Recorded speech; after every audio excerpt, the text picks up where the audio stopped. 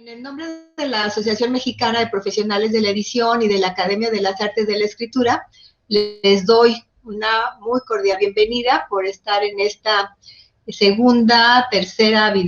cuarta videocharla del año, porque son 2 de enero y esta es la segunda de marzo. En esta ocasión el tema es sobre la coronacrisis, es un término ideado por Luz Meri, porque efectivamente refleja parte de lo que hemos estado viviendo. Les presento, bueno, más que presentarles, porque soy de la idea que por sus obras la conoceréis, y lo importante es que conozcan quién es Luz Meri en el trabajo a la que ella se dedica. Ella nació en Medellín, Colombia, por eso decíamos que era una colombiana mexicana. Estudió periodismo en Colombia primero, pero luego se trasladó a Costa Rica y en Costa Rica estudió psicología. Después regresó a Colombia y hizo una maestría en ciencias sociales con especialización en psicoanálisis, cultura y vínculo social. Tiene cerca de 20 años que se vino para México y ha hecho un sinfín de cosas.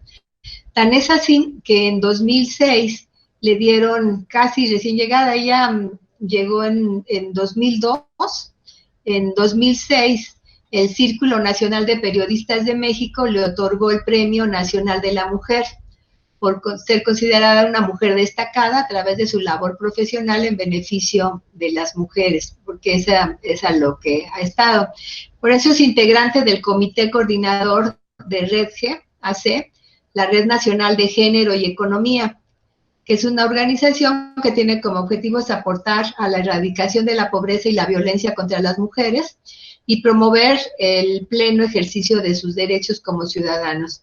Esta es la razón por la que hayamos escogido este nombre sobre la coronacrisis, con la intención de reflexionar un poco más. Ya tenemos un año, ya llevamos una distancia de un año, creo que pueden empezar más formalmente las reflexiones que esto nos lleva.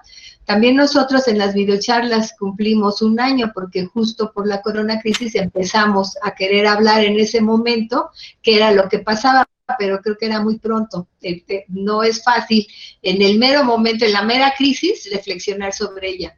No hemos salido de la crisis del virus, de esta pandemia, pero ya podemos tomar un poquito de distancia y empezar a hacer esta reflexión.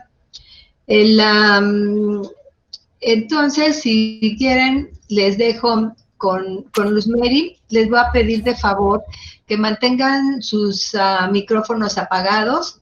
Si quieren hacer algún comentario, alguna observación, lo escriben en el chat. Yo voy a leer al final para no interrumpir la exposición, la exposición, que de pronto intervendré con ella, la exposición de Luz Meri. Entonces, al final estaremos intercambiando, porque es muy importante lo que ustedes tengan que decirnos. Luz Meri, entonces te dejo con nuestras invitadas y nuestros invitados para empezar a hablar sobre este tema de la coronacrisis y los retos para construir la igualdad. Muchas gracias, Ana Lilia. Gracias a ti. Es un gusto. Muchas gracias por la invitación tuya y en representación de profesionales de la edición, que es una organización en la que tú presides, y gracias a todo el equipo que conforma esta asociación y que llevan un trabajo muy importante, muy meritorio desde hace muchos años. Entonces, y gracias a todas las personas que nos acompañan hoy en esta plática y en esta reflexión que vamos a compartir, porque en realidad se trata de compartir unas reflexiones sobre esto que nos está pasando y entender un poco cómo podemos influir para cambiar esta situación y no ser solo espectadores pasivos de lo que está pasando, sino entender, tener un poco más de elementos para analizar esta realidad y poder intervenir sobre ella, porque es condición siempre tener elementos para poder analizar y luego intervenir.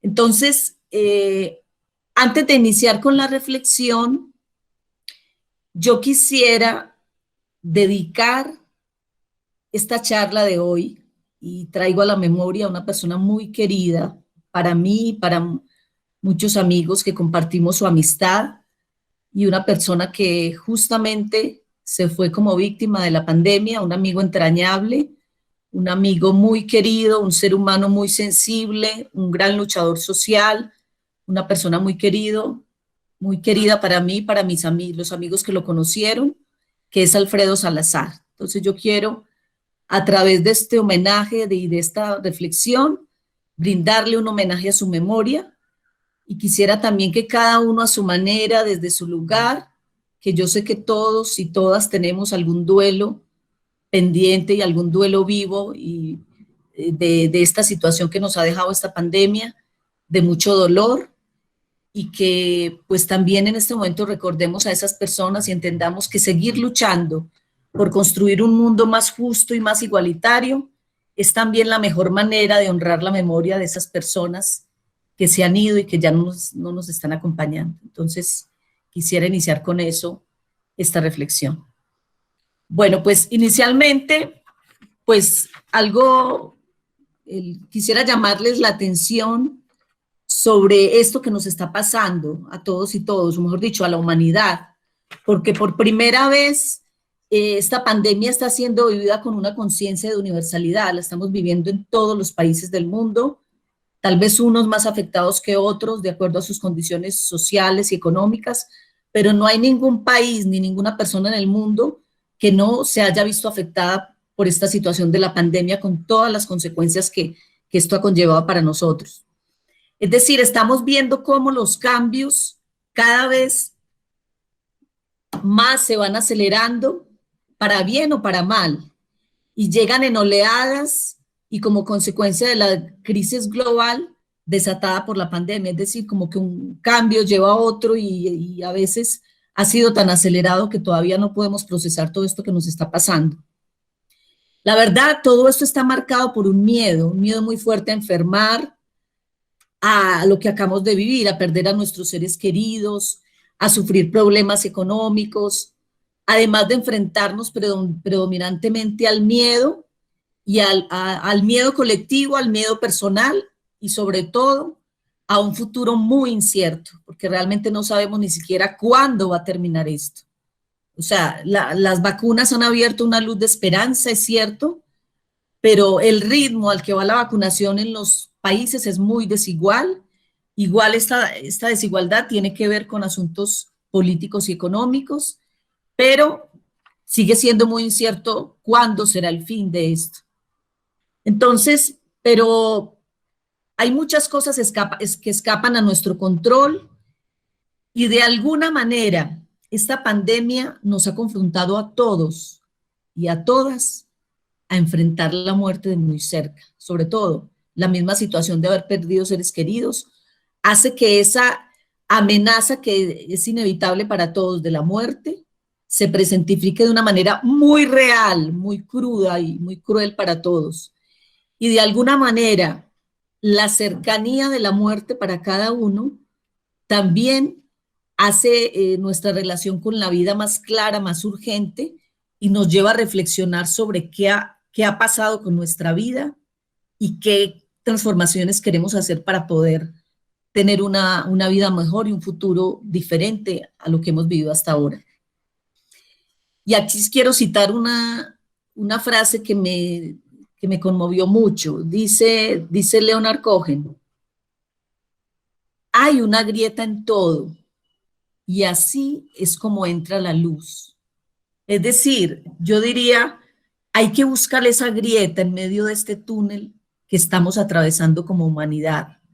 ¿Cuál es esa grieta que nos permite visualizar la luz y buscar la esperanza y la esperanza de poder transformar esta realidad en algo diferente? Porque sabemos que lo que ha pasado es el producto también de un montón de situaciones económicas, sociales y políticas que nos ha llevado a esta crisis. Es decir, los tiempos de crisis, como siempre nos han dicho los grandes filósofos y los grandes pensadores, los tiempos de crisis no son solo tiempos en los que nos abruman las emociones incómodas, sino que también son una invitación a hacer pausa, a reflexionar sobre qué cambios quisiéramos lograr que nos permitirían transformar no solo nuestra vida, sino la vida social, la vida colectiva, esa vida que compartimos con otros y con otras. Por eso yo hoy quiero proponerles que conversemos acerca de cómo esta crisis, esta coronacrisis, nos lleva también a plantearnos una reflexión sobre la ética, sobre el cuidado de la vida y particularmente sobre la condición de las mujeres en este sistema económico capitalista y en esta pandemia, donde todas las estadísticas y todos los indicadores hablan que de todos los seres humanos, el sector poblacional, hemos sido las más afectadas. Y, por supuesto, pasar también a las propuestas. ¿Cómo podemos pensar en construir una sociedad más justa y más igualitaria para todos y todos? Todas y todos. Entonces, vamos a ver qué cambios ha producido en la humanidad todos los avances científicos que hemos logrado. Es decir, todos hemos sido testigos los últimos años de grandes avances científicos y tecnológicos, pero esos avances científicos también han generado aspectos negativos, y esos aspectos negativos son precisamente los que afloran ahora con esta pandemia y que los estamos padeciendo. Es decir, en esta modernidad y junto con la modernidad del sistema económico capitalista, el ser humano se sitúa en el centro y la naturaleza se sitúa como un objeto a explotar, a exprimir, a extraer de la naturaleza toda la riqueza, todo lo posible y convertirla en ganancia. Pero hemos visto que esto se ha hecho de una manera tan frenética, tan desenfrenada, que justamente está poniendo en peligro todo nuestro hábitat, todo nuestro entorno natural, y está generando amenazas reales que nos están poniendo en peligro y están poniendo en peligro lo que está en peligro realmente es la continuidad de la especie humana. Es decir, durante las últimas décadas nos hemos acostumbrado a normalizar una relación muy tóxica entre los humanos y la naturaleza, como si no formáramos parte de ella. Es decir, ya lo decía yo, no sentirnos como parte de la naturaleza, sino como que la naturaleza es un objeto a explotar, a exprimir y a sacar toda la utilidad y toda la ganancia posible de esa explotación. Entonces, a partir de esta reflexión, vamos a ubicar dos corrientes de pensamiento, dos sistemas o dos criterios posibles de desarrollo o dos formas de ver un sistema económico. Y aquí claramente voy a hacer una división entre los dos principales sobre que voy a versar mi reflexión. Primero, analizar cuáles son las consecuencias que ha traído para la humanidad el sistema económico capitalista. Y por otro lado, ese sistema que tiene un criterio cuantitativo y lo que busca es una acumulación de capital, es decir, de extracción de la naturaleza en función de la ganancia. Ese es el sistema y el objetivo final del sistema económico capitalista. Pero también hay otra visión del mundo que es una visión más esperanzadora y que es justamente sobre la que quiero profundizar y hablar hoy y comentarles, porque me parece que es una opción también que nos plantea una posibilidad, una salida y una grieta en este túnel al que estamos enfrentados en la humanidad, es decir, ese túnel que puede ser la luz, como decía el poeta. Ese criterio es un criterio donde habla de invertir, donde la vida crece y la vida del ser humano puede ser más feliz. Es decir, esto suena como muy romántico, ¿no? Pero a la vez muy esperanzador.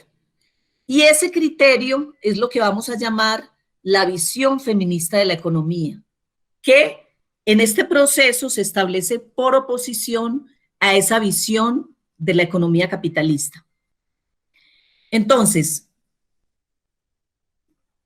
esta visión feminista de la economía, que es esa visión se ha construido a partir del movimiento social de mujeres y de toda la teoría del feminismo, pero, pero desde la economía, no desde el modelo tradicional de la economía, sino desde un modelo, desde la visión feminista, considera que la naturaleza es algo vivo, que nosotros somos parte de la naturaleza, que la naturaleza es nuestra madre, no simplemente un objeto a exprimir, sino nuestra madre. Somos frutos de esa naturaleza por la evolución de la vida.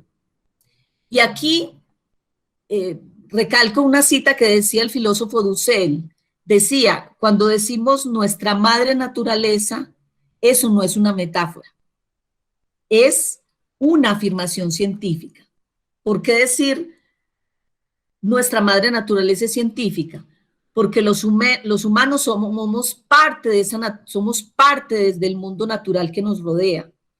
Estamos hechos de las mismas partículas de la naturaleza, de las mismas moléculas, y somos organismos vivos que nos esforzamos por adaptarnos y por sobrevivir en este entorno.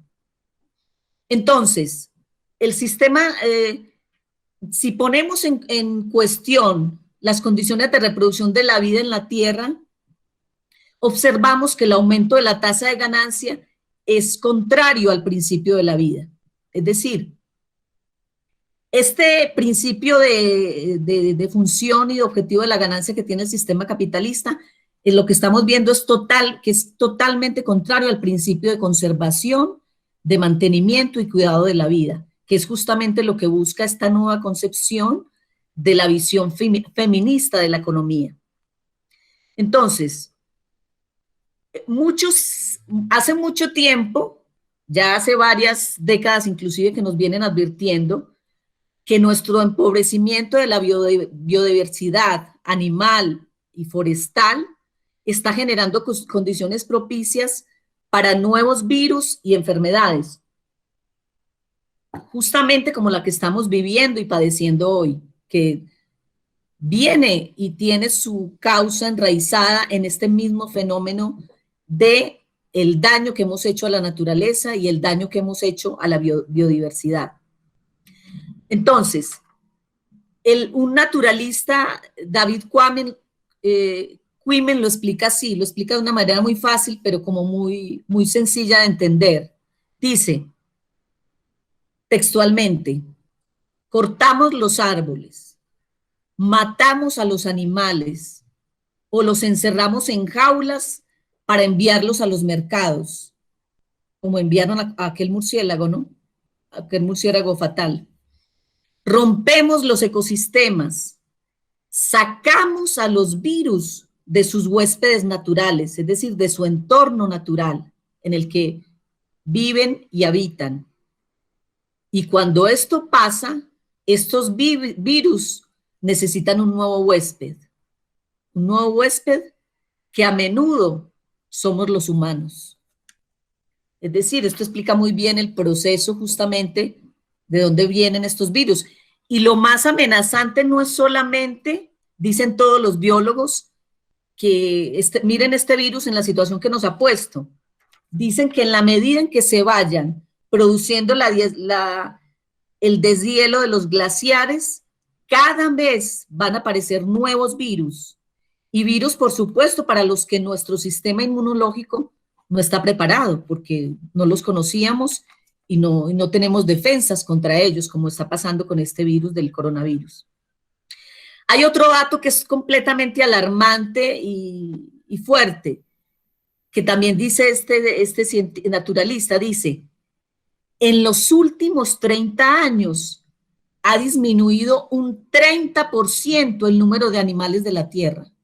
Imagínense, en los últimos 30 años, el 30%, es decir, a este ritmo, quiere decir que en otros 30 años podemos perder hasta otro 30% o hasta más acelerado. O sea, si se dan cuenta del ritmo tan vertiginoso de destrucción al que estamos realmente condenando a la naturaleza.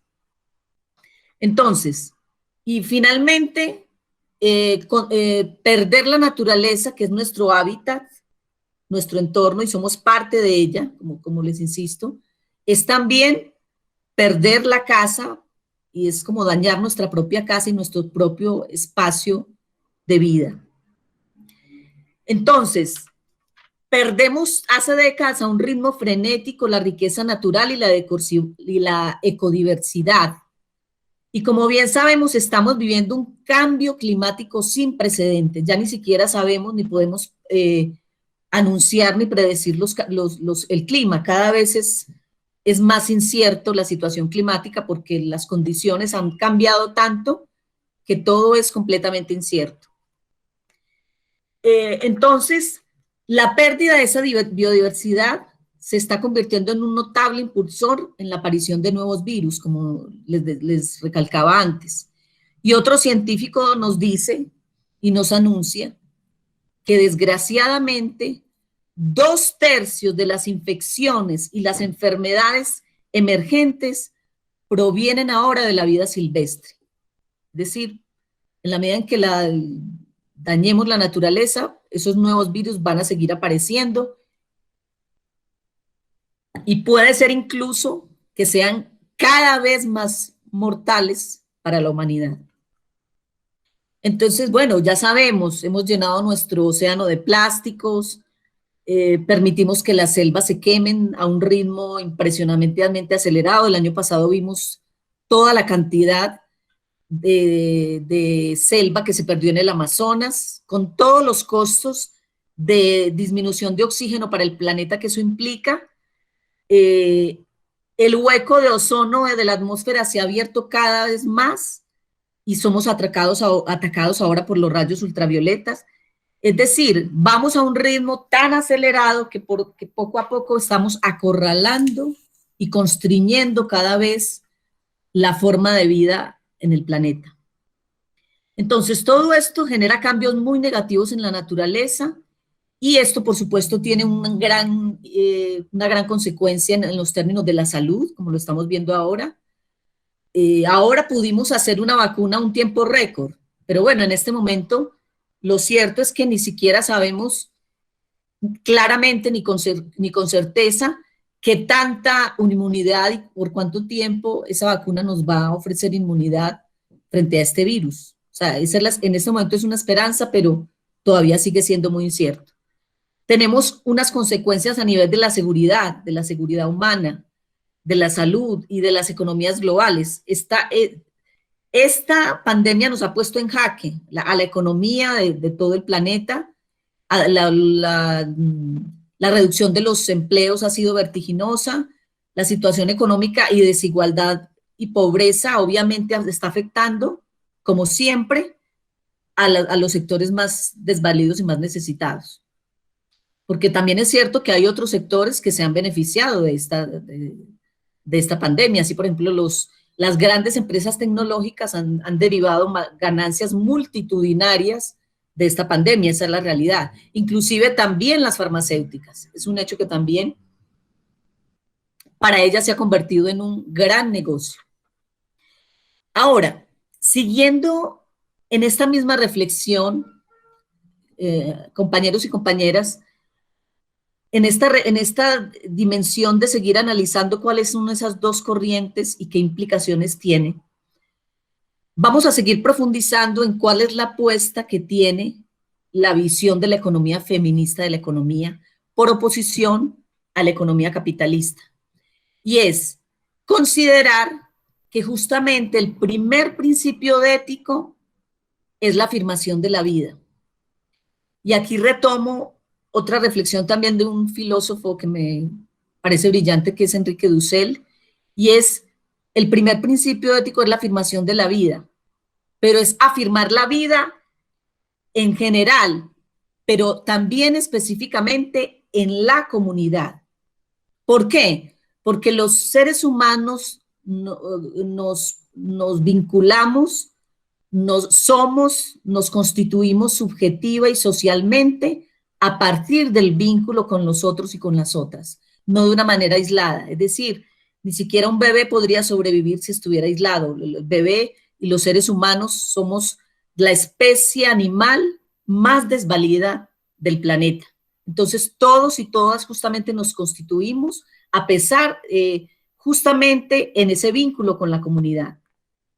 Entonces, otro poeta decía, Martin Buber decía, la verdadera vida está en el encuentro. ¿En cuál encuentro?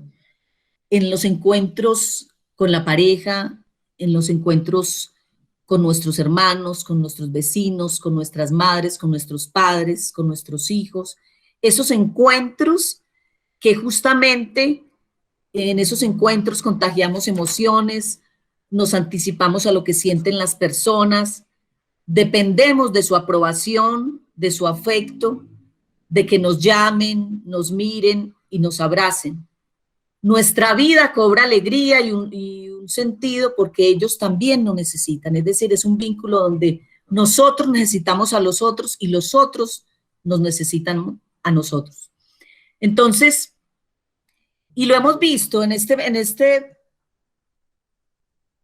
situación de pandemia, justamente uno de los grandes consuelos que nos ha posibilitado permanecer en contacto, porque si no, todavía la situación sería más terrible para todos, emocionalmente y socialmente, es, por ejemplo, estos encuentros virtuales. Son virtuales, pero nos permite vernos, compartir, escucharnos, intercambiar experiencias, y un encuentro como este, donde estamos reuniéndonos para compartir juntos experiencias, reflexiones y apostando a que podemos construir posibilidades de esperanza para este futuro y construir otro futuro posible. Entonces, ese milagro de que queramos seguir vivos a pesar de las decepciones, a pesar del dolor, de las pérdidas que hemos enfrentado y más con esta pandemia, se debe ¿a qué? Yo diría que en buena medida a las personas que nos rodean y sobre todo a las personas que amamos y con las que tenemos vínculos de amistad, de trabajo, de cariño. Concretamente a toda esa red de cariño y de trabajo que construimos y esas necesidades de rituales colectivos que se tejen en comunidad.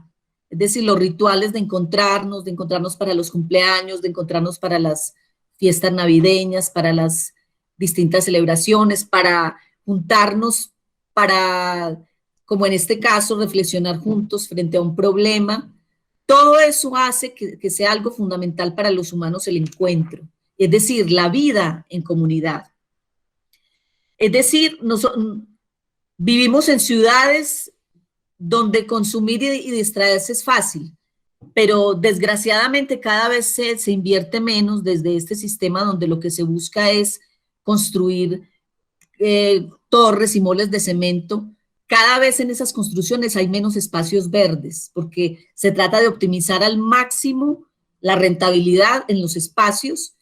Inclusive hay carencia de espacios verdes, de parques, donde nos podamos encontrar, donde nos podamos reunir y donde nos podamos hacer compañía unos a otros. Entonces, todo esto nos plantea un reto muy urgente. ¿Cómo hacemos?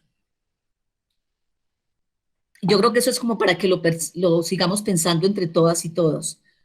¿Cómo hacemos para encontrar un equilibrio justo entre nuestra forma de vivir contemporánea? Una forma que ha llegado a ofrecernos mucha seguridad, es cierto, mucha seguridad en el tema de la vivienda, de las condiciones de salud, en fin, relativa seguridad, pues porque no es igual para todos, por supuesto, pero una forma de vivir contemporánea y nuestras necesidades más profundas. Y cuando hablo de necesidades más profundas, hablo de necesidad del vínculo y de ese vínculo con la colectividad. Es decir, en el fondo hay dos escenarios, pero en el extremo de ambos es que si seguimos con esta civilización que nos ha llevado a un individualismo exacerbado, es decir, donde cada vez me importan más mis intereses o los intereses en función de la ganancia, donde lo que se impulsa desde este sistema capitalismo es la competitividad entre unos y otros, hacer el más exitoso, pero a veces es el más exitoso a costa de los otros, no con los otros, sino a costa del otro y de la otra que está a mi lado. Eso está llevando ese es uno de los principios del sistema capitalismo, la competitividad feroz, y finalmente esa competencia puede resultar muy peligrosa, porque, como decía también Dussel, una especie donde todos competimos unos contra otros ferozmente por alcanzar los objetivos, a lo que lleva es a una desaparición, a la desaparición de la especie.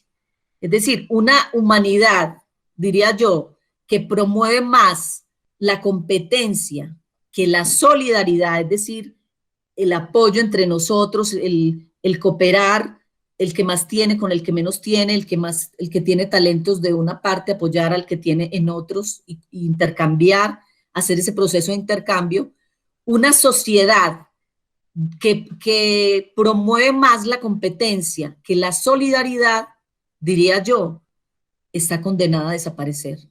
No sé si piensan lo mismo que yo, porque realmente el apoyarnos es la base también de establecer vínculos fuertes entre nosotros que nos permitan sostenernos. Y lo hemos visto también en la pandemia muy claramente, y México tiene historias de tragedias como los distintos temblores que ha habido, donde lo que ha permitido la sobrevivencia de las personas, de las familias, ha sido justamente que nos apoyemos unos a otros, es decir, la solidaridad. Y ese valor de la solidaridad también es fundamental para poder sostenernos y mantenernos como especie. Entonces, continuando con esta dimensión de seguir analizando qué es lo que aporta la economía feminista y por qué puede ser también una grieta de luz frente a este túnel que estamos atravesando como humanidad. Podríamos decir también, y aquí me voy a centrar en cuáles son los aspectos que caracterizan a la economía feminista o los principios de la economía feminista que hacen que yo piense que realmente, o por lo menos desde el movimiento feminista, lo concibamos como una esperanza para la humanidad, esta forma de pensamiento. Es decir, la economía feminista está comprometida con entender cómo influyen las desigualdades de género en el sistema económico. Y más allá de entenderlas, con hacer propuestas para superarlas. Porque como dicen los filósofos, no es solo necesario entender la realidad, también hay que pensar cómo podemos transformarlas. Porque sabemos claramente que en esta sociedad las mujeres estamos en una situación de clara desventaja en lo social, en lo económico, en lo político, pero que justamente tenemos que plantearnos propuestas para poder salir de esa desigualdad. Y hacia eso apunta justamente esta reflexión que quiero compartir con ustedes. Entonces, a diferencia de la visión capitalista, la visión feminista de la economía está comprometida con pensar la sostenibilidad de la vida. Es decir, todo lo opuesto al sistema capitalista que nos ha llevado a la destrucción de la biodiversidad, de la naturaleza, al cambio climático y finalmente a la amenaza real de la extinción de la especie humana. Esta teoría justamente está comprometida con pensar la sostenibilidad humana, con poner en el centro el cuidado de la vida, su reproducción y poner en el centro como objetivo de los sistemas políticos y económicos esa sostenibilidad de la vida. Y algo muy importante también, que es lo que vengo haciendo ya también desde el principio, esta teoría feminista o esta visión feminista de la economía plantea una crítica y un cuestionamiento profundo a esa economía ortodoxa, capitalista, tradicional, que concede una importancia primordial al crecimiento económico. Es decir, lo importante es el crecimiento económico a costa de lo que sea y por supuesto la prioridad es la ganancia de capital como objetivo prioritario en el sistema capitalista. Entonces, por eso esta visión también feminista está participando muy activamente en construir alternativas al sistema económico dominante desde el ecologismo. Es decir, esta visión feminista de la economía está muy articulada con las propuestas de los ecologistas, orientadas justamente al cuidado de la vida y al sostenimiento y a la perdurabilidad y mantenimiento de la vida en el planeta. Otro elemento fundamental de esta concepción de la economía feminista se trata de trabajar en función del bien común, es decir, lo que decíamos ahora, del poner como centro también los objetivos de la comunidad, de fortalecer los vínculos sociales, comunitarios, a través de la solidaridad, a través del cooperativismo, a través de todas estas estrategias que están produciendo las comunidades para generar vínculos sociales y para fortalecer el tejido social que con este sistema se ha visto tan devaluado. Entonces, este sistema o esta concepción de la visión feminista de la economía también ha hecho visible el tema de la crisis de los cuidados. ¿Por qué? Porque cuidar la vida es una tarea que desde esta visión debería ser un tema que sea social, no solo desde las mujeres, porque socialmente, ¿a quién le hemos encomendado en la familia el tema de los cuidados, prioritariamente?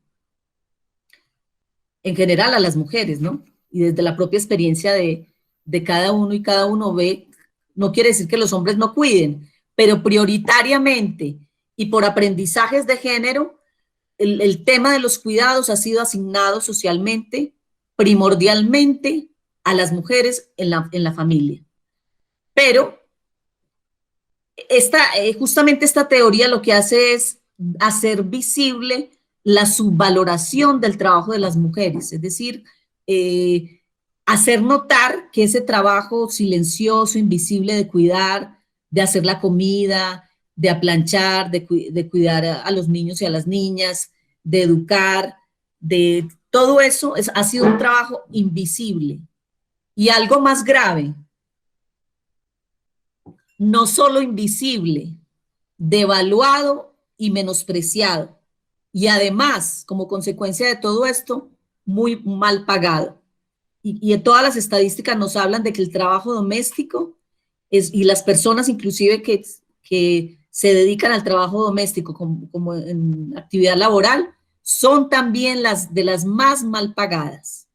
Entonces, eso se evidencia justamente, y esta teoría lo que hace es hacer visible cómo se devalúa y se subvalora el trabajo de las mujeres en el tema del cuidado.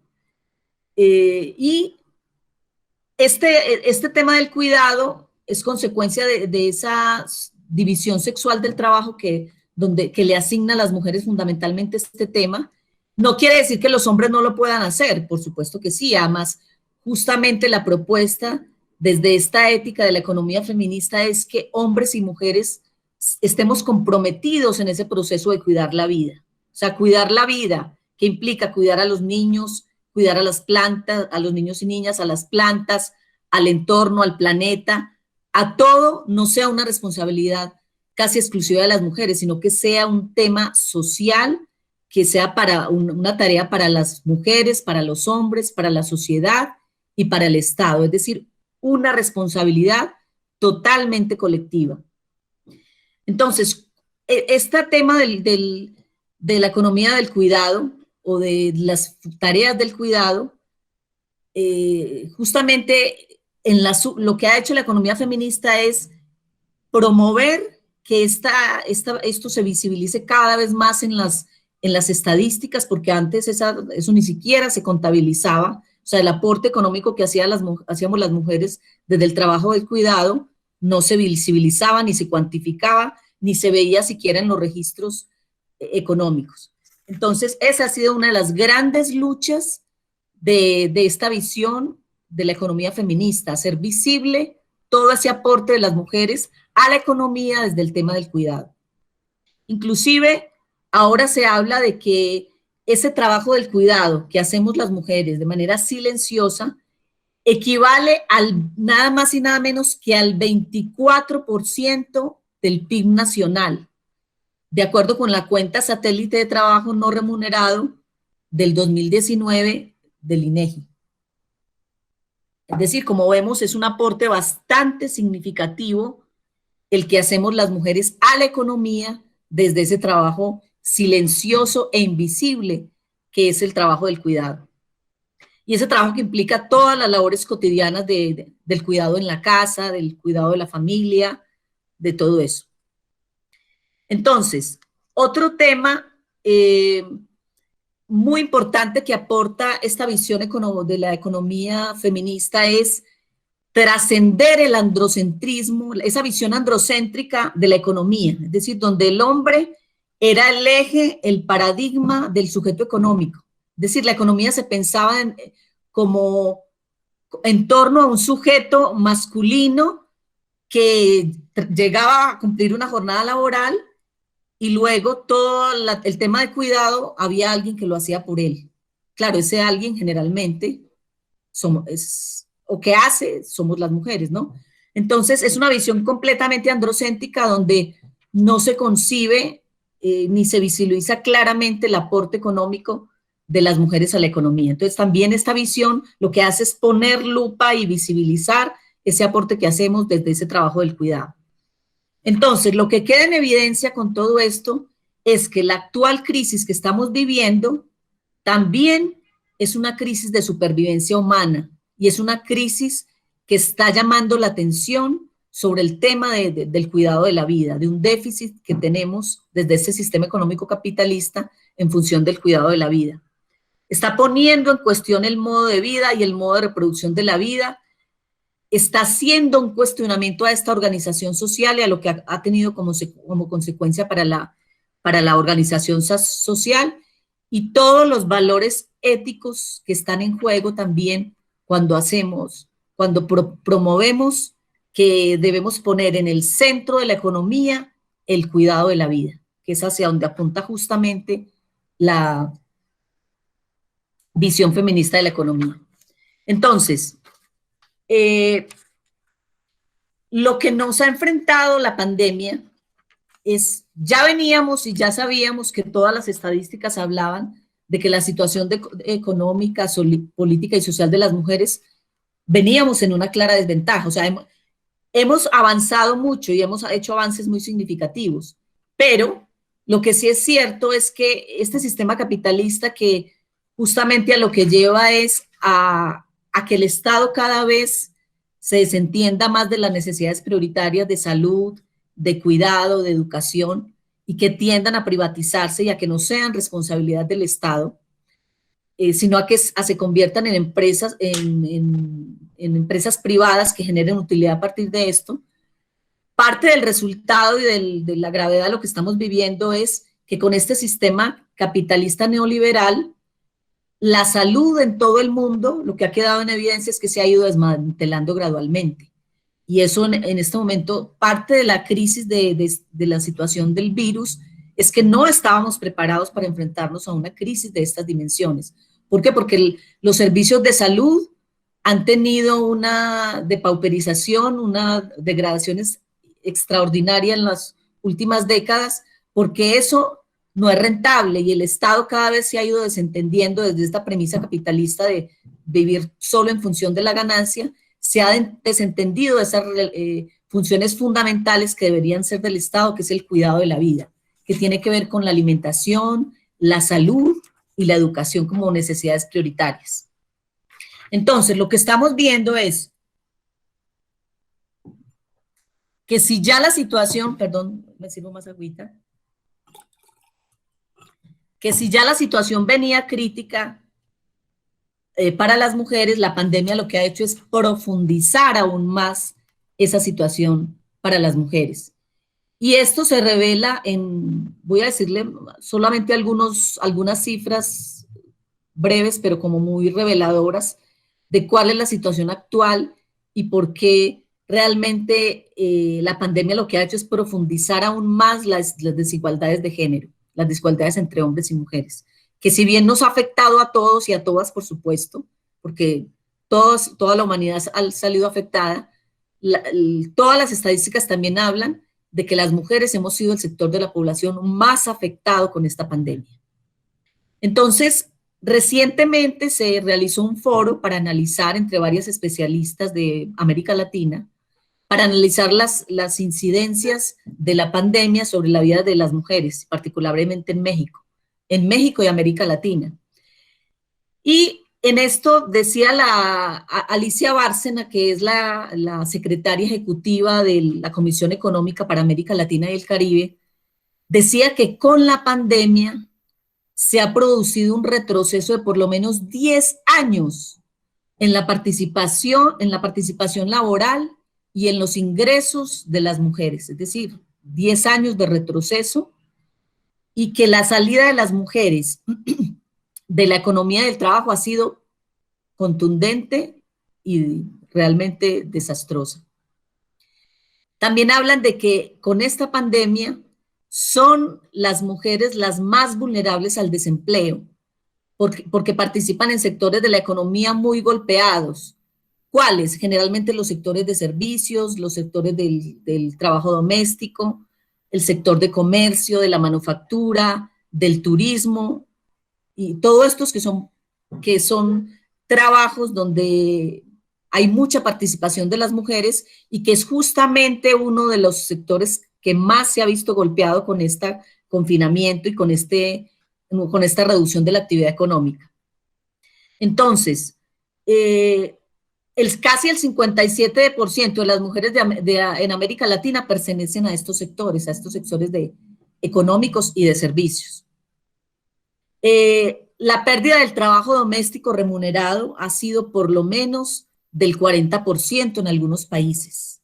¿Por qué? Porque también por el temor al contagio, no sé si a ustedes les pasó, pero muchas personas prescindieron del servicio doméstico, porque también tener una empleada que apoyara el trabajo doméstico también resultaba hasta eso una amenaza. Entonces también se dice que hasta un 40% ha perdido de trabajo este sector que se dedica al trabajo doméstico.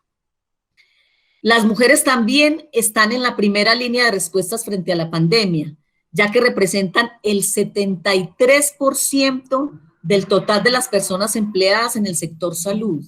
73% del total de las personas en el sector salud, es decir, uno de los sectores también que más ocupa el trabajo de las mujeres. Y ganan 24% menos que los hombres en empleos similares. Miren la brecha salarial y la brecha tan grave. 24% menos que los hombres, según estas estadísticas de la CEPAL, en América Latina ganan menos las mujeres que los hombres que están en el sector salud.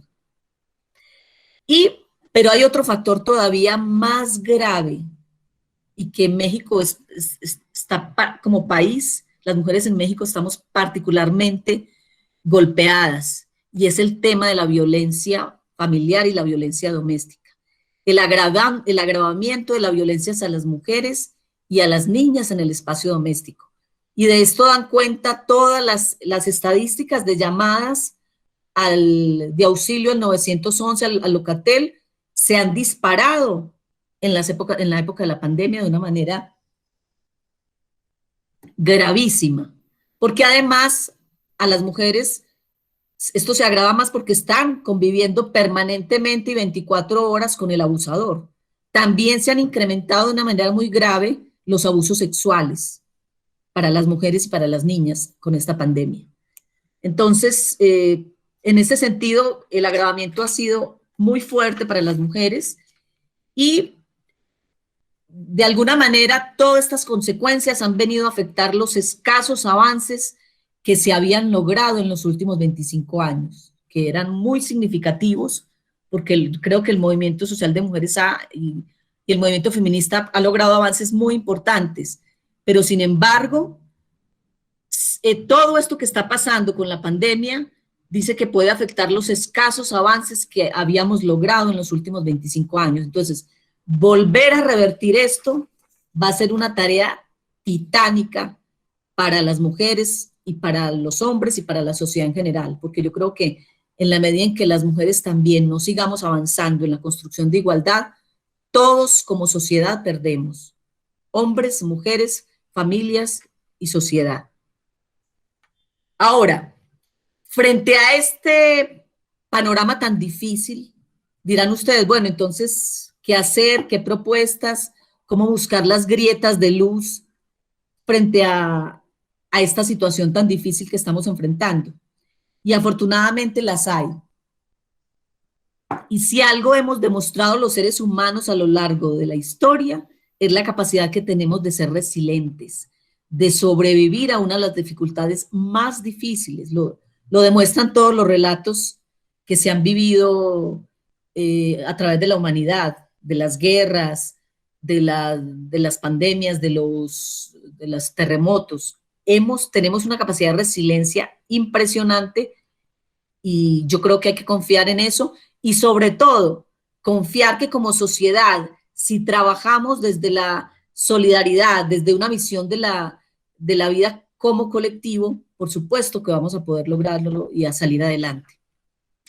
Entonces, yo retomé como propuestas, unas propuestas que plantea una teórica de la economía feminista, que es la doctora Alba Carocio, y que afirma que para garantizar el cuidado de la vida se deben realizar transformaciones en las nuevas formas, tanto de producir como de reproducir. Es decir, la producción tiene que ver con el trabajo remunerado y la reproducción tiene que ver con el trabajo en función de la reproducción de la vida y el cuidado de la vida. Entonces, esta teórica plantea que en la medida en que las mujeres nos hemos vinculado de una manera masiva al trabajo productivo o asalariado, por supuesto que ha disminuido también el tiempo que podemos dedicarle las mujeres a ese trabajo de cuidado, a ese trabajo del hogar, del cuidado de lo doméstico y del cuidado de los hijos, de la pareja, de la familia. Por eso ese modelo proveedor, ese modelo del padre proveedor y de la madre dedicada al cuidado de los hijos ha entrado en crisis. Ha entrado en crisis porque realmente ya ese modelo no se sostiene en la realidad. Cada vez las mujeres ingresamos más al trabajo asalariado, pero seguimos haciendo la doble y hasta triple jornada. No porque hayamos ingresado al trabajo asalariado, se nos ha dejado de asignar a partir de los aprendizajes de género a creer que somos prioritariamente las encargadas del cuidado de la atención de lo doméstico y del cuidado de la vida. Entonces, justamente se trata de que ese modelo ya está en crisis y es necesario construir otro modelo de pareja, de familia, para asegurar el futuro y para realmente asegurar el futuro de la vida. Es decir, entonces ella plantea que debemos pensar en construir una organización social y cultural de los cuidados a partir de una nueva visión de los derechos y de una corresponsabilidad familiar y social. Es decir, ya el tema de los cuidados no es un asunto casi exclusivamente de las mujeres, no. Debe ser una responsabilidad social de los hombres, de las mujeres, de los hombres, de la familia, de la sociedad en general y por supuesto del Estado. El Estado que debe crear instituciones orientadas a garantizar ese cuidado. Y aquí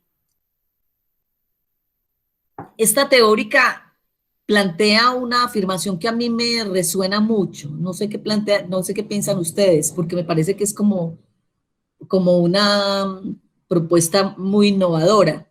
Ella dice, se trata de maternizar a la sociedad y a los hombres y desmaternizar a las mujeres.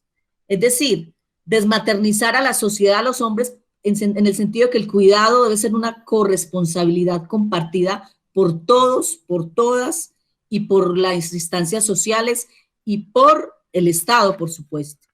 Entonces también ese involucramiento, que en el caso de los hombres es llamado a un involucramiento afectivo en el tema del cuidado, de la crianza, que por supuesto emocionalmente, y como psicóloga se los digo, produce unos beneficios emocionales impresionantes en la relación entre padres e hijos, entre el hombre y sus hijos, fundamental y que fortalece mucho tanto al padre como al hijo y a la hija, ese vínculo más estrecho en el cuidado, porque justamente el tema de los cuidados crea un vínculo afectivo muy fuerte entre los seres humanos. Pero justamente ese tema del cuidado se mantiene como el factor principal de las desigualdades e injusticias económicas que afectan a las mujeres en todos los espacios, en lo laboral, en lo social, en lo económico.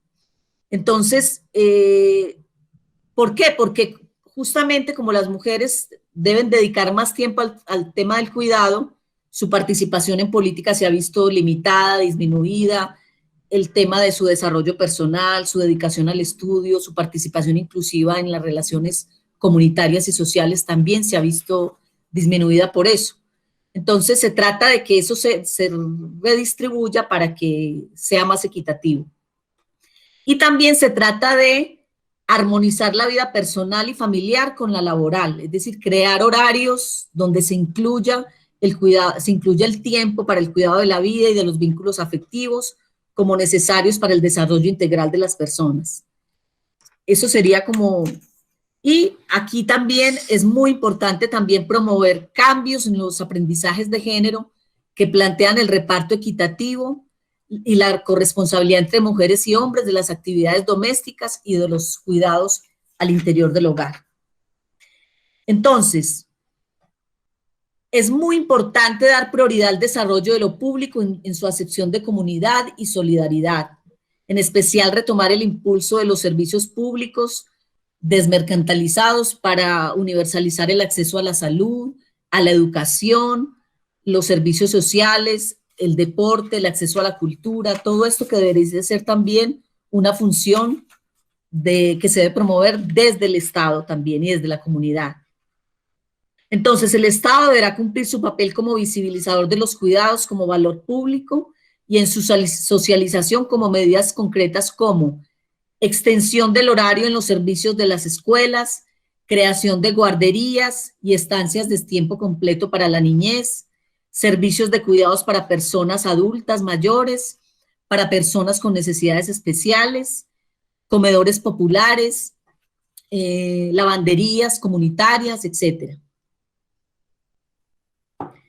Entonces, ya para finalizar en la reflexión final, y a partir de estas propuestas que les acabo de hacer, propuestas retomadas de una de las teóricas de la economía feminista más importantes, obviamente, impulsar estas propuestas requieren cambios económicos y políticos profundos, así como el aprendizaje de otros modelos de ser hombre y de ser mujer, modelos nuevos, no desde el modelo tradicional de los roles estereotipados y tradicionales de género, de cómo ser hombre y cómo ser mujer, como nos educaron a todas y todos. No, se trata de una forma diferente de ser hombre y de mujer, donde el tema de los cuidados sea una corresponsabilidad, un tema compartido. Vivimos tiempos que nos invitan urgentemente a no ser cómplices, aunque sea a través de la indiferencia, de las injusticias sociales, de la desigualdad, sino a participar activamente en la resolución de nuestros conflictos y prejuicios. Nunca hemos tenido tantas plataformas para informarnos, para denunciar y para transformar. Nunca como antes las tenemos ahora, para que nuestra voz sea escuchada, y aún en medio de una pandemia.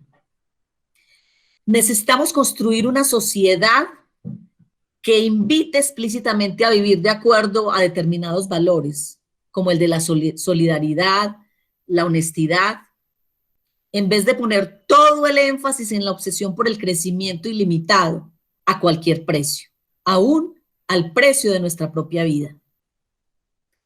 Cambiar y seguir mejorando nuestras condiciones de vida es más que nunca una responsabilidad urgente de cada ciudadano y de cada ciudadana, que ya no podemos delegar más. Y también aquí es una reflexión final de esperanza que quiero proponerlos. El coronavirus podría llegar a ser una locomotora de la historia que acelere la transición a una sociedad más justa e igualitaria. Pero cada uno de nosotros tendrá que luchar junto con al lado de los otros y las otras para asegurar que ese cambio sí suceda.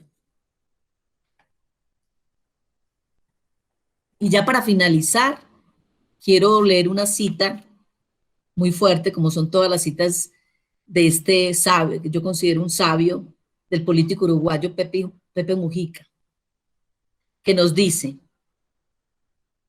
se puede vivir porque se nació como un escarabajo, como una hormiga. Pero la naturaleza nos hizo animales conscientes. En parte, a nuestra vida le podemos dar un rumbo. Y si ustedes no le dan un rumbo deliberado, no se preocupen. El mercado se los va a dar. El mercado y el sistema capitalista se los va a dar. Y se van a pasar toda la vida pagando cuotas y soñando que progresan, comprando cosas a fin de mes, hasta que sean unos viejitos inútiles.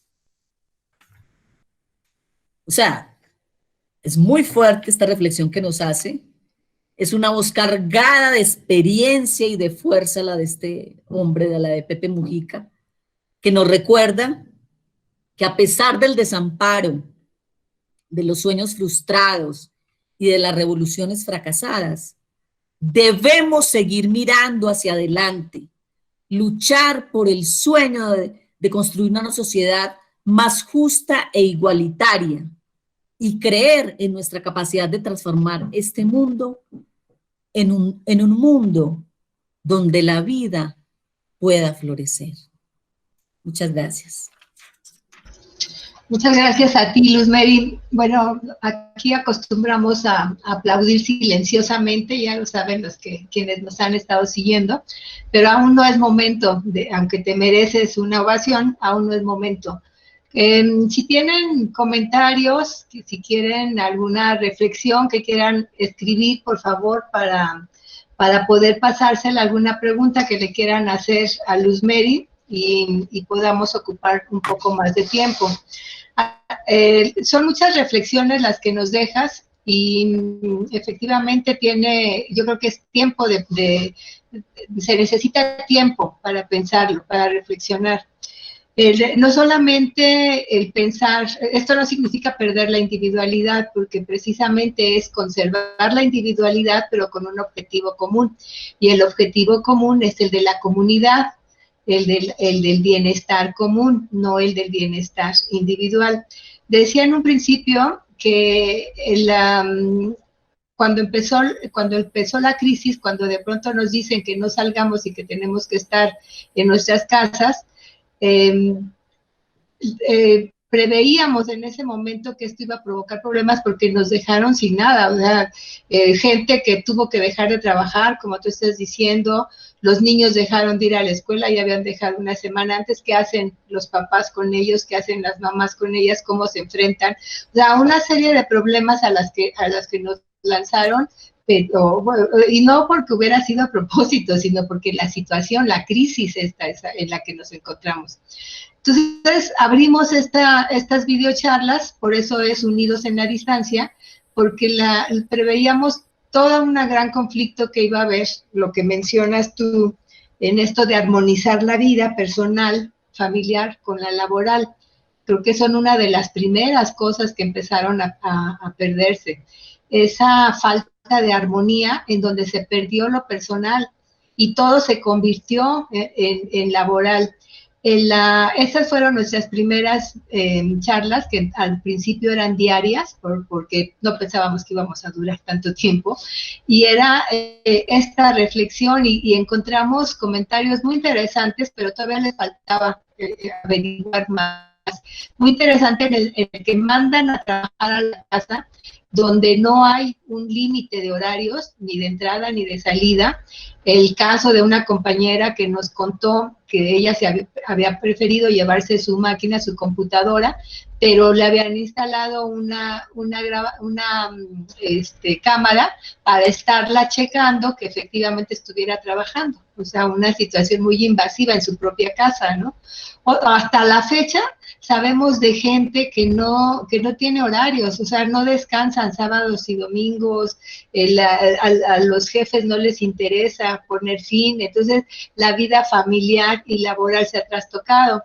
Ojalá sea parte de este péndulo en el que se va de un lado para que regrese, y esta propuesta que dice Luz Mary de armonizar es muy importante. No se puede dejar perder la vida personal, familiar, por lo laboral. Necesitamos los dos. Bueno, voy a ver si tienen comentarios para que me hagan, para hacer desde el principio. A ver, están aquí, que estaban, sí pudieron entrar las compañeras, ¿verdad? Bueno, dice Miriam Zulay, de Venezuela: la felicito, Luz Mary, entiendo todo, me gustaría una opinión sobre lo que dijo de desmaternizar a la mujer y maternizar a la sociedad. Si quieres ampliar el comentario, Luz Mary. Sí, a mí me gustó mucho esta propuesta y perdón, espero, conecto mi compu. Me gustó mucho esta propuesta de esta teórica porque creo que también para la mujer es un ideal de vida, y dentro de los aprendizajes de género la maternidad se ha convertido como en el centro del ideal, y casi que en esta cultura hemos idealizado y significado que ser mujer es ser igual a madre. Y desde ese lugar de hacer una equivalencia entre ser mujer y es igual a la madre, pues eso hace que entonces socialmente tengamos una fuerte presión para que todo de la función de la vida y el proyecto de vida de las mujeres esté en función de la maternidad. Y yo creo que la maternidad debe ser primero una decisión, por supuesto, pero también una parte de la vida, una parte fundamental de la parte emocional, afectiva y vincular. Claro que sí, pero no debe ser lo único ni el único proyecto. O sea, las mujeres hemos demostrado que nos podemos desenvolver en todos los espacios de la vida, en la ciencia, en la literatura, en el arte, y el único proyecto de vida no tiene por qué ser la maternidad, siendo fundamental, y hacerlo además coexistir. No es que se oponga la maternidad a lo demás, no. Se trata de que lo podamos, y que ese desarrollo personal en todas las áreas que nos propongamos se viabilice a través de que esa responsabilidad no sea concebida casi exclusivamente para las mujeres, sino que sea compartida. En la medida en que sea compartida, también la posibilidad de los tiempos, porque si algo tenemos las mujeres en esta cultura es pobreza de tiempo. Pobreza de tiempo en el sentido de que tenemos que repartirnos en muchas pistas entre el trabajo laboral y el trabajo de cuidado, más el trabajo que hacemos comunitario y todo esto. Entonces, justamente en esta pandemia nos hemos enfrentado a la gravedad de eso, y se los digo como psicóloga que he atendido a varias mujeres que están en una situación, que tienen hijos menores, y donde todavía no se da esa corresponsabilidad como esperaríamos de parte de la pareja, de parte de los padres.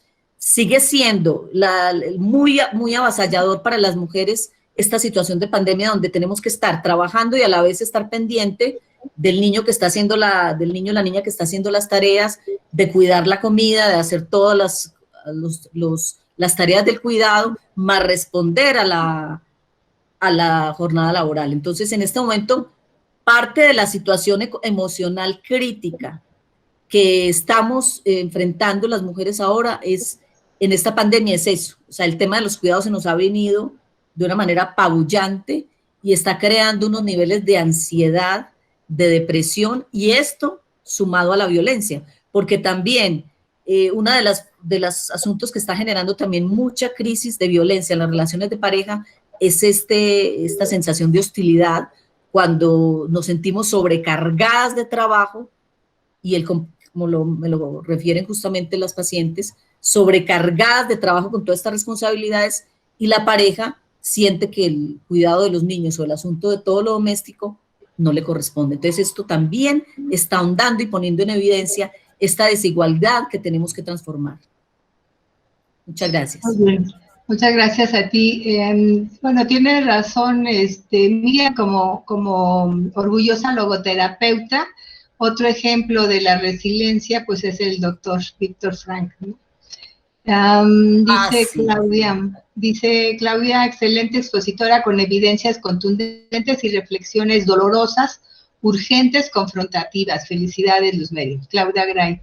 Candy Zurita dice, esta videocharla deja la tarea de hacer una autorreflexión, de construir otro modelo de organización social. E insisto que porque quizás muchos se pregunten qué tiene que ver con el trabajo que hemos estado haciendo como profesionales de la edición, el área relacionada a la edición. Sí tiene que ver porque precisamente tenemos que hacer esos cambios, y una de las cosas que nosotros particularmente padecemos en el mundo laboral es en la corrección de estilo. Entonces, no se aleja tanto de lo que están diciendo, ¿no? Dafne Juárez te dice, muchas gracias por la reflexión. Creo que es importante que se piensen las utopías. Como dice Snirsek, sirven para proyectarse. Una vida destinada a los fines del mercado es una vida impropia. Que también lo decía Mújica, como cerró con su cita, ¿no? Sara Román Esquivel dice, muchas gracias, Luzmeri, me encantó la posibilidad de la esperanza, el buen vivir, a pesar de la crisis tan fuerte, más para algunas que para otros. Por supuesto, la pandemia se ha vivido distinto, depende de dónde hayas estado, con recursos o sin ingresos, con mayor trabajo o en la sobrevivencia a riesgo de la vida. Da para mucho que hablar. Efectivamente, Sara, muchas gracias. Columba Quintero, muchos temas en los que hay que reflexionar. Nos han venido la idea del desarrollo y crecimiento económico que han generado más desigualdad y pobreza, efectivamente. Pero también nosotros tenemos que asumir una actitud más activa. Claudia Gray dice, creo que este sistema cada vez nos aplasta más y nos aleja del cuidado de la vida, incluso la propia. Y da una cita. Lo que caracteriza al sujeto de esta sociedad que al verse forzado a rendirse se explota a sí mismo es la sensación de libertad. Explotarse a sí mismo es más eficaz que ser explotado por otros, porque conlleva la sensación de libertad. Tienen ahí por si alguien lo quiere tomar, con toda razón. Muchas gracias, Claudia. Yo creo que quisiera apuntar a esa reflexión que nos comparte Claudia. Sí. Y es que parte de los ideales sociales que nos ha llevado este sistema económico de ser al máximo productivos es también una hiperexplotación de nosotras mismas, de cada uno de nosotros, hombres y mujeres, pero todavía más para las mujeres porque nosotras estamos con el trabajo de cuidado, con el trabajo laboral, con el trabajo social y comunitario, todo eso, o sea, doble y triple jornada. Entonces, a lo que apunta esto es a una hiper y sobreexplotación de nuestro tiempo, de nuestra vida, que lleva a que las mujeres estemos totalmente agotadas permanentemente, a que nuestra salud se vea diezmada, porque obviamente en ese desgaste que vemos permanentemente en las mujeres y que lo veo yo como terapeuta, donde hay una gran dificultad para poner límites, porque eso se sale de las expectativas sociales de ser una buena mujer, una buena madre. Entonces hay una gran dificultad para poner esos límites a los otros y decir, no me corresponde, este hijo es de ambos, este hijo lo concebimos entre los dos, y entre los dos lo deberíamos educar, y entre ambos deberíamos cuidarlo y cuidar de su vida y apoyar su educación, y no solo es responsabilidad de una de las partes, es de ambas. Entonces yo creo que este tema también apunta a que yo creo que construir seres humanos, niños, niñas, parejas, hombres y mujeres más felices, pasa también por construir y trabajar por la igualdad. ¿Por qué? Porque toda relación desigual conlleva necesariamente relaciones de violencia. Y hay una violencia social que se está produciendo sobre las mujeres en esta recarga de trabajo, en esa sobreexigencia de nuestra fuerza, de nuestro tiempo, que llega casi a unos límites que tienen que ver con nuestro desgaste y nuestro tema de salud que se pone en riesgo, ¿no? Claro. Muchas gracias, Luz Mary.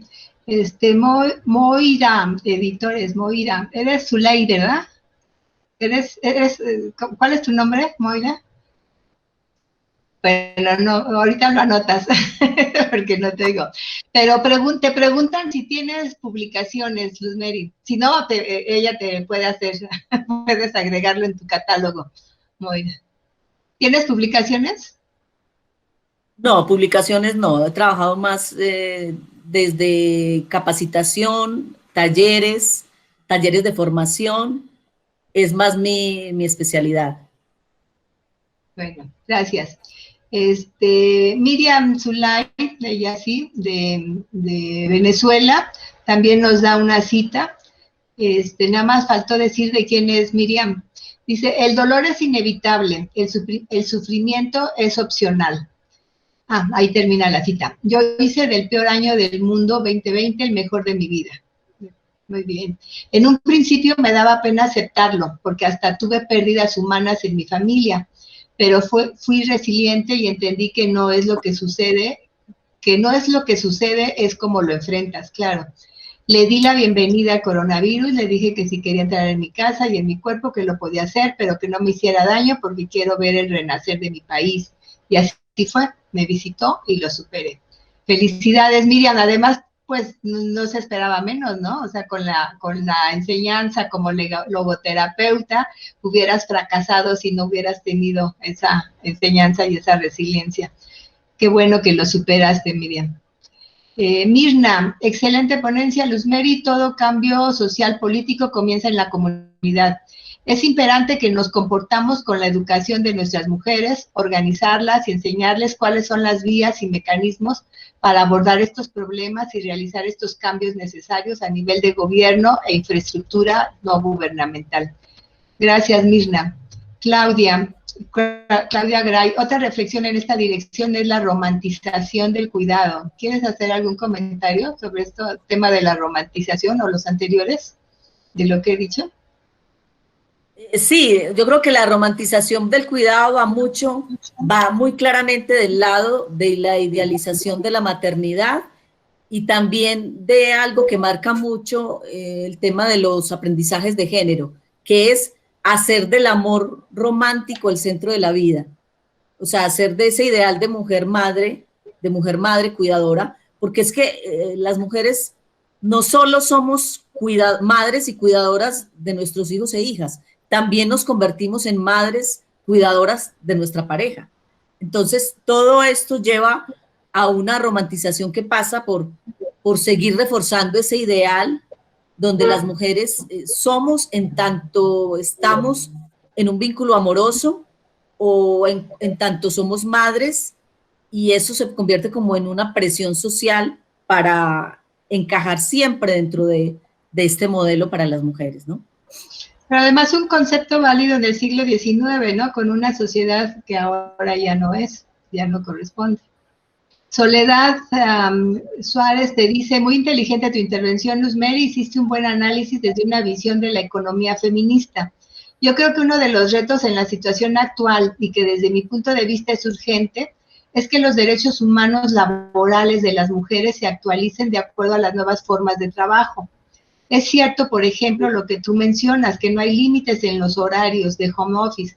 El jefe o jefa te está llamando a la hora de comida. O hay quienes, déjeme ver abajo, ahí se me fue, o hay quienes hasta medianoche y siguen, bueno, acá sigue, perdón, es que entró otro. A medianoche te están pidiendo trabajo. Aquí en Paraíso, Tabasco, lo hacen los de Pemex. En casa vive una chica ingeniera que está agotada por esta forma de home office. Ella es soltera, pero las madresposas que trabajaban con ella han tenido que renunciar. Sí, es que es impresionante este trabajo, que además no está acostumbrado uno a poner los límites, y ahí es donde nos rebasan, el no saber poner los límites. Yo creo que, bueno, esto es totalmente novedoso, esto que estamos enfrentando de trabajar, vivir en el mismo espacio y conviviendo con nuestra familia las 24 horas, realmente es una prueba en todos los sentidos, o sea, en lo emocional, en el tema de la salud. Y yo creo que ahí tenemos que trabajar también para aprender a poner límites, bueno, y que haya leyes que realmente sean consecuentes con eso, con limitar el tiempo, así como tenemos jornada laboral, parece que la jornada laboral ahora en el tema del teletrabajo ya no se borró completamente y tenemos que estar disponibles permanentemente. Entonces yo creo que esto tan agotador, tenemos que promover leyes, o sea, como sociedad, leyes que protejan y pongan límites también a ese trabajo para que no termine siendo algo que nos rebase completamente. Hay que considerarlo para cambiar eso, porque ha sido un año agotador en todas las áreas, no nada más en una, en todas.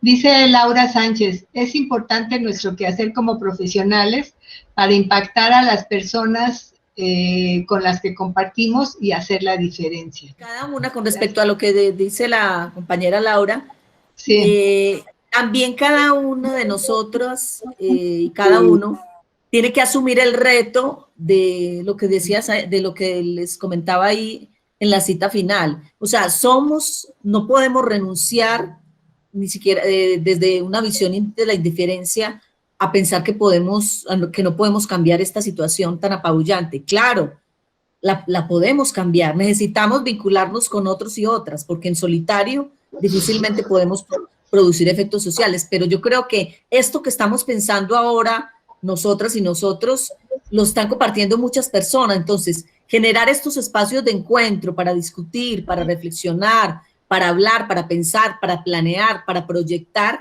cambios en las leyes que realmente impliquen mejoramiento de la vida de las personas, yo creo que es en algo en lo que tenemos que trabajar. Y si algún objetivo me parece importante a mí de esta plática que estamos compartiendo es dejarles esa inquietud.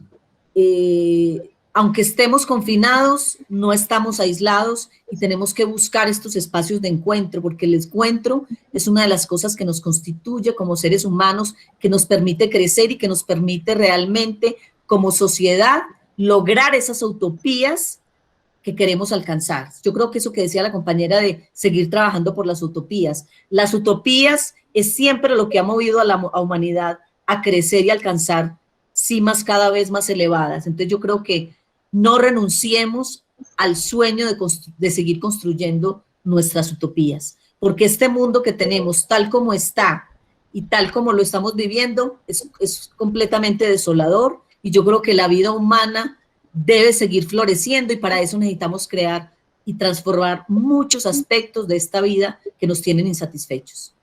Bien, gracias, Luzmeri. Te hago los comentarios que quedan para que cierres con algo, que ya estamos casi concluyendo para no alargarlo. Comenta Leonor Cortés, muchos temas para profundización, como el patriarcado y el machismo. ¿Cómo abolirlos? ¿Qué piensas? Dice Rodolfo Evaristo, que creo que ya se fue, la pandemia nos cambió todo, fue una nueva forma de vida, las ciudades siguen siendo las mismas, lo que cambió fue la forma de vivir. Los hombres y mujeres que salíamos a trabajar y que estábamos fuera del hogar, fuimos obligados por las circunstancias a convivir las 24 horas del día juntos. Sin embargo, en mi casa aprendí a realizar actividades que no conocía en el hogar. Muy interesante.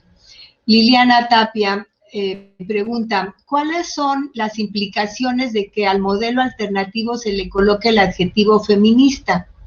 Lo pregunto porque me deja la impresión de que configura una dicotomía ideológica en disputa femenino-masculino. Es decir, si la propuesta femenina es solidaria, respetuosa del medio ambiente y colectiva, significa que su antónimo, el neoliberalismo depredador, es masculino. ¿No podría ser un modelo humanista en donde mujeres y hombres podemos cuestionarnos y repensarnos en acción y pensamiento?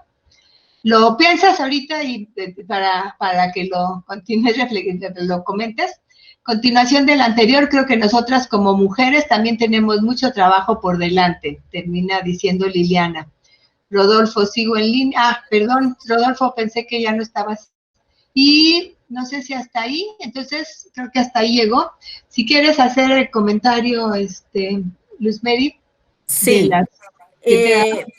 Esta es una, bueno, es una visión de la economía desde el feminismo, porque realmente surge desde el movimiento feminista como una posición de una reflexión frente a esta realidad a la que nos ha llevado el sistema capitalista. Surge desde ahí porque el feminismo no es excluyente, o sea, el feminismo como concepción filosófica, teórica, no excluye a los hombres, por supuesto que no.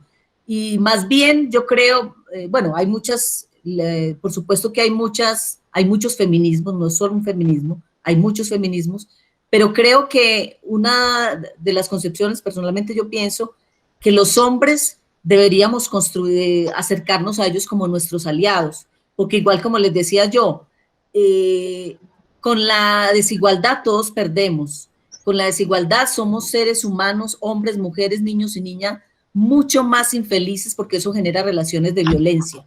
Y la violencia nunca puede generar relaciones sanas ni relaciones gratificantes. Entonces, esta es una propuesta que surgió como una crítica desde el movimiento feminista a esa nueva concepción que pone en el centro el cuidado de la vida y la economía concebida como un factor en función de conservar y de preservar la vida. Por eso justamente se habla de esta concepción feminista de la economía. Es una teoría muy profunda, desde el REDGE, que es esta Red Nacional de Género y Economía en la que yo participo, y participamos muchas de nosotros, de las que les agradezco que estén aquí compartiendo conmigo, estas compañeras, esta reflexión. Tenemos una publicación donde aborda y profundiza este tema de la economía feminista como un derecho, donde profundiza esta teoría si les interesa trabajarla y seguirla, si les quedaron inquietudes. Se trabaja el texto La economía feminista como un derecho, donde pone esta opción justamente como una alternativa para poder seguir cuidando la vida, pero como una corresponsabilidad social, no como una responsabilidad fundamentalmente de las mujeres, sino social. ¿Alguna de tus compañeras puede poner la dirección electrónica para que la sigan? Y si quieres poner también tus redes sociales, Luz Mary, si alguien está interesado en contactar contigo, para que puedan estar. Pues no resta más que darles las gracias por su interés, por su paciencia. Tenemos aquí un reconocimiento que le vamos a entregar a Luz Mary Alzate por la charla La Corona Crisis y los retos para construir la igualdad. Ahora sí, muchas gracias. Nosotros hacemos así. Este es nuestro aplauso silencioso porque no se oye. Muchas gracias, Luz Mary.